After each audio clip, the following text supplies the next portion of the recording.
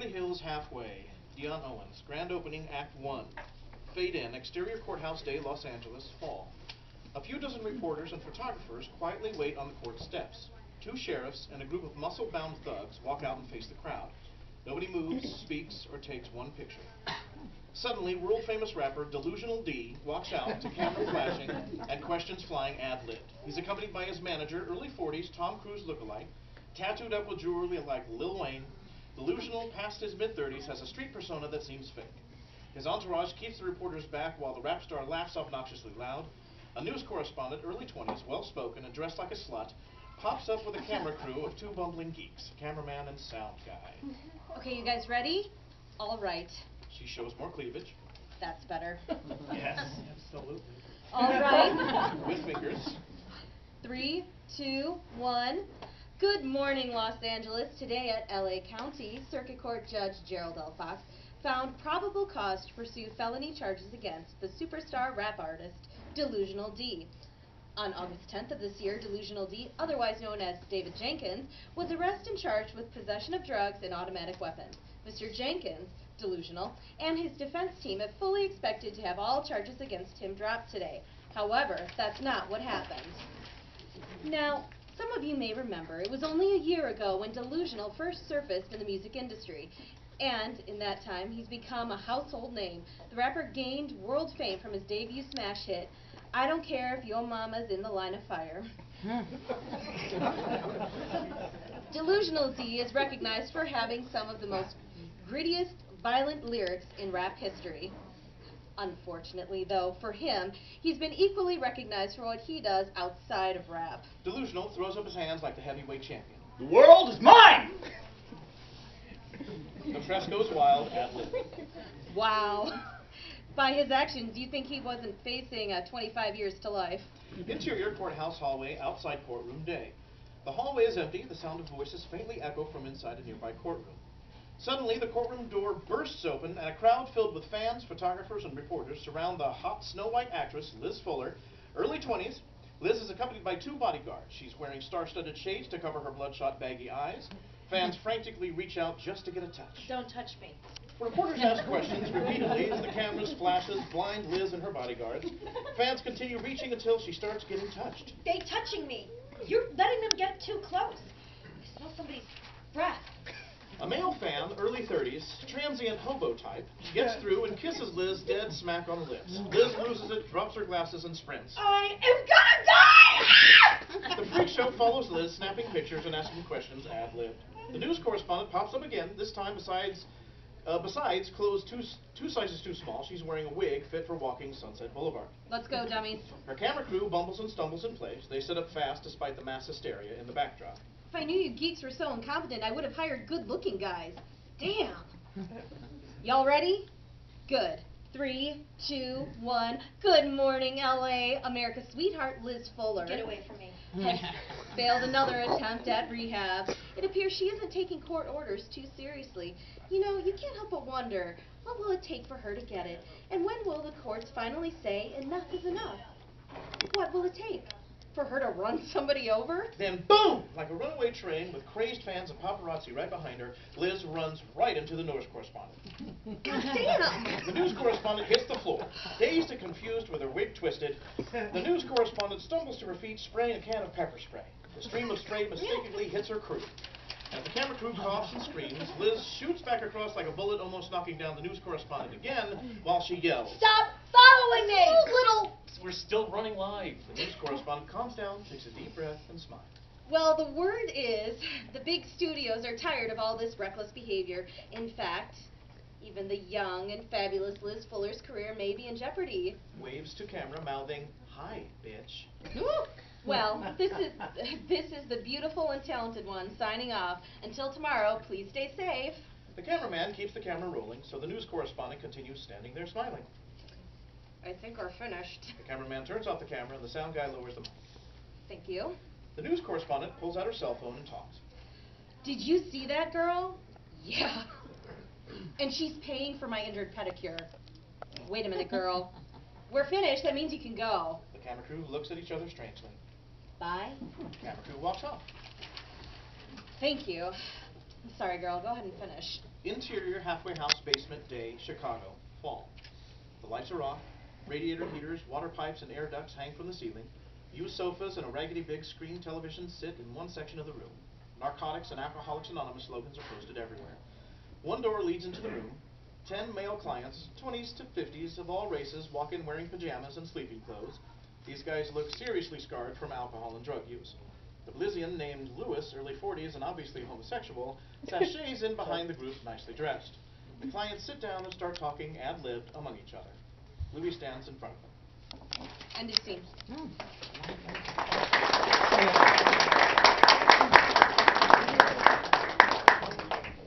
Okay, so we will start the feedback again with the actors. Actors, do you have any feedback from this one?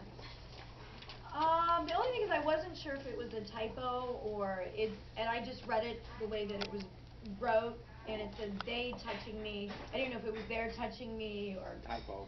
Okay, this was gonna, and I like the whole idea of, like you said, it's supposed to have, it's a group from the west side of Chicago and they move into the, I thought that was neat. I also thought it'd be, again, this is just creative, it'd be funny to see them go to the west side of Chicago too, like have all these celebrities go into rehab. I don't know, that just, a total twist to it too. I was just going to say that I love the way it clips. It's just very bam, bam, bam, bam. So you said it was for television. I'm like, cool, because it does that. And that's what they look for in TV is that fast-paced, get to the point, bam, bam, bam. So. And you establish very quickly between each, Dee and Liz, and you get to know those people right away, and you're like, gotcha. Yeah. Descriptions are great. I think the only question would be, so who is the main person in the story? The main person would be Lewis. Okay. Lewis, like I was explaining, it's a teaser, Right. because it's for a television show. So it was just something to bring the audience in, Yeah. Which one was Lewis? Beverly Hills Halfway. I know which one was Lewis. Lewis was very the end of the pages that we Came did. in well dressed.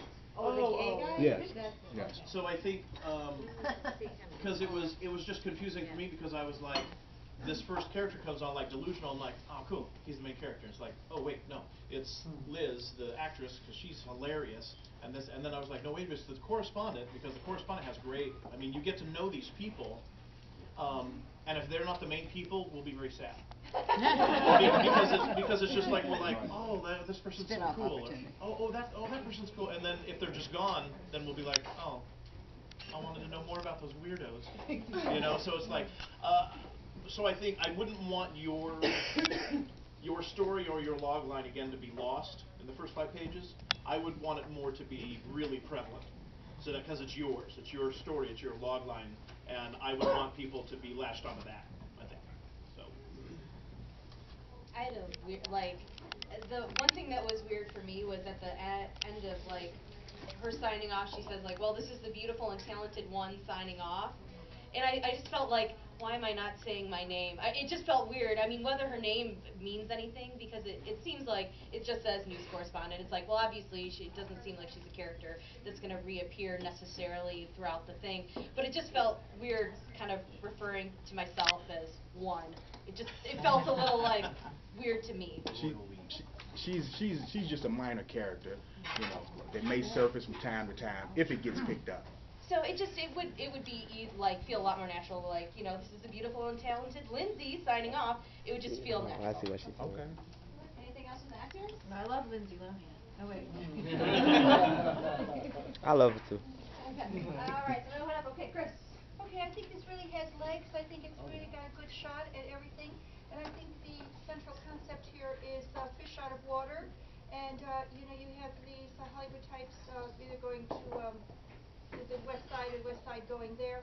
And in any case, I think the underlying thing is the utter satisfaction the audience gets is for these characters who are so undeservedly rich, fabulous, and moneyed to have their comeuppance by the common person. That's right. So I think everybody's going to be enjoying that.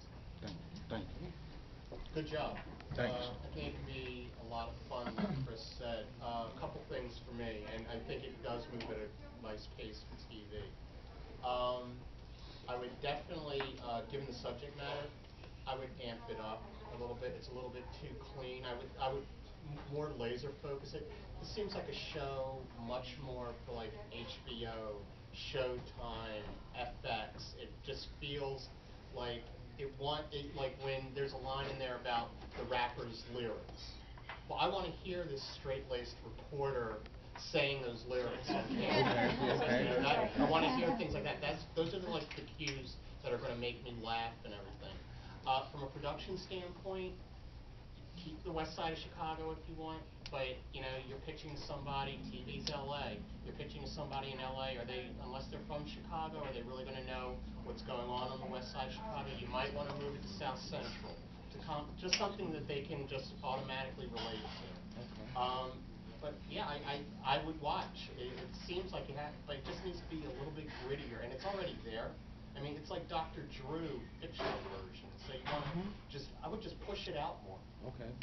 Is this a 20? Are you thinking of like a half an hour? No, it's a half an hour, but So the 20 reason minutes. the reason why I kept it somewhat clean is because I actually entered into a competition for Fox, so that's the reason I downplayed it just a slight. I wanted to have an edge, but not too much, like you Yeah, say. but here's the thing though, even with those guys, they would much rather pull you back than push it out. Okay.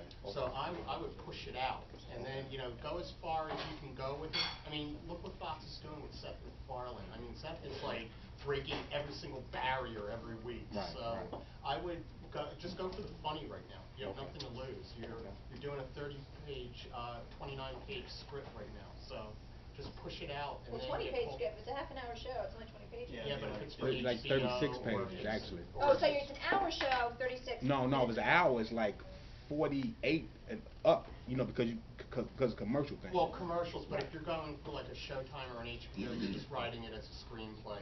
So it's more like a 28 page, Right. 29 page. But a half an hour Fox show is only going to be 20 pages. Oh, 22 max. pages. Max, Yeah, 22 22. pages. Right. Unless So- you're Well, animation. I wrote it then 30. all It's 36 pages though. Then but it would yeah. have to be an hour show with commercials. So you're going to have to think about that when you're writing yours. If you're really imagining it being a half an hour slot on TV, you're going to have to cut it down to 22 pages max, and you're not going to want to spend 5 pages on not getting to your main character. Okay. Just a heads up, just because if you're watching it 5 minutes on TV, a lot of time.